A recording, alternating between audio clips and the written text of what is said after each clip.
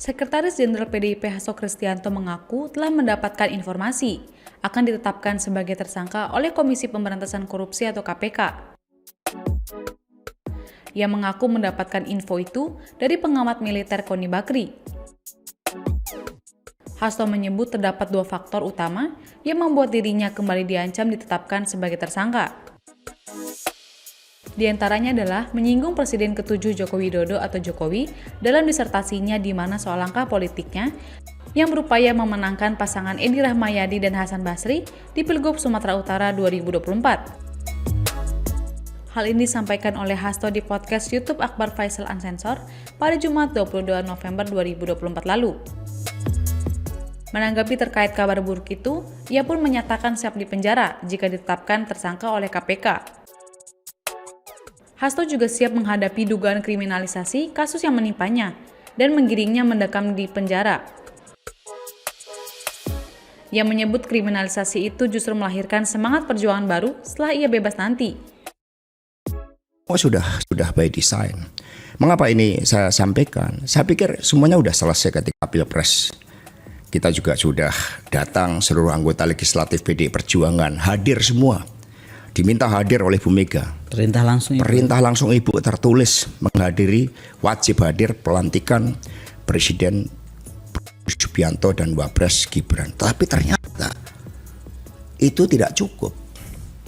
Bahkan kemudian saya diancam, informasinya A1, mau dijadikan tersangka untuk kasus yang sangat tidak jelas.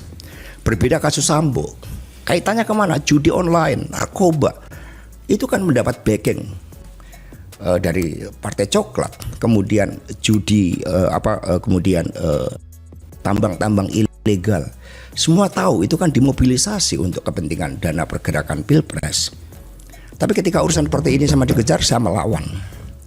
Saya jadi ingat ketika pada tahun 30 ada 4 kader PNI di Ciamis.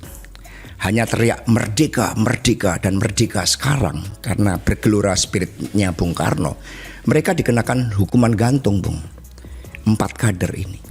Lalu salah satu yang akan menjalani hukuman gantung itu kemudian bisa berkirim surat kepada Bung Karno dan mengatakan, Bung Karno, besok saya akan menjalani hukuman gantung dengan mulut tersenyum. Dengan keyakinan, karena saya yakin Bung Karno akan memerdekakan Republik ini. Jadi untuk merdeka, banyak yang siap digantung dengan tersenyum, yang mencurahkan nyawanya. Peristiwa 10 November, ribuan orang meninggal mengalahkan yang namanya bala tentara sekutu pemenang Perang Dunia Kedua. Mosok saya hanya menghadapi ancaman aja takut, saya bongkar. Itu yang kita lakukan. Jadi saya nyatakan di sini bahwa Anies Baswedan kriminalisasi itu perintah dari. Sebelumnya, KPK resmi mengumumkan Sekjen PDIP Hasto Kristianto sebagai tersangka. Ia dijerat sebagai tersangka atas kasus dugaan suap tersangka mantan Komisioner KPU Wahyu Setiawan.